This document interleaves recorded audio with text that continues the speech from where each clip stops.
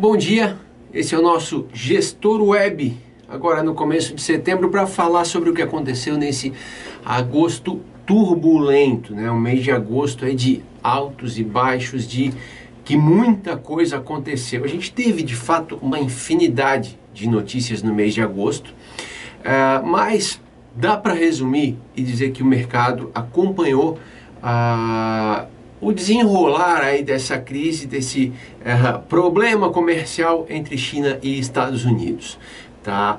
Mas, como eu disse, a gente teve uma infinidade de notícias. Eu trouxe até uma cola aqui para não me esquecer de nada, mas a gente já começou o mês com a redução das taxas de juros aqui no Brasil e nos Estados Unidos. Aliás, também com várias reuniões de Banco Central ao redor do mundo, mas era muito esperada a redução da taxa Selic e da taxa americana. A Selic caiu mais do que se imaginava. Aliás, existia uma discussão muito grande, cai 0,25, cai 0,50, acabou caindo 0,50, tá superando algumas expectativas. Logo depois a gente teve a divulgação da inflação, do IPCA, que também veio mais uma vez abaixo do esperado. E mais importante do que isso para o IPCA, foi a divulgação do IPCA 15, que é o índice medido entre os dias 15 de cada mês, e que veio muito abaixo das expectativas. Se esperava uma inflação um pouco maior para agosto, e o IPCA 15 veio bem baixo, ou seja, a gente deve ter, agora se espera, uma inflação bem baixa também para agosto, tá? E com isso a gente tem o nosso IPCA aqui no Brasil muito bem controlado, e pelo menos o IPCA controlado, mesmo com essa alta do câmbio, tá?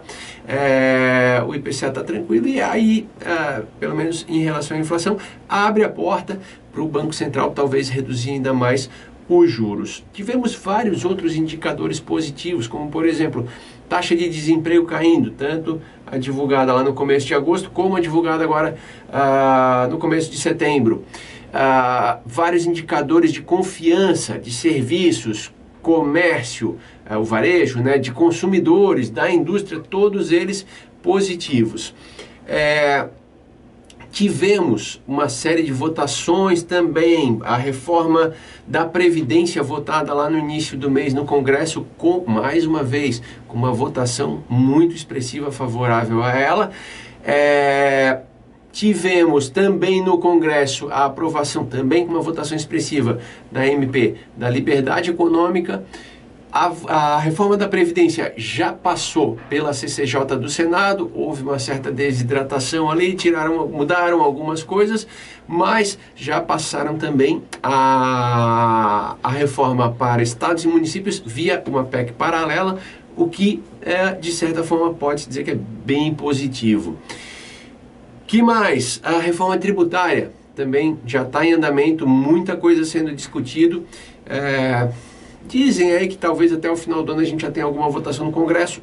Não sei, não é tão fácil assim.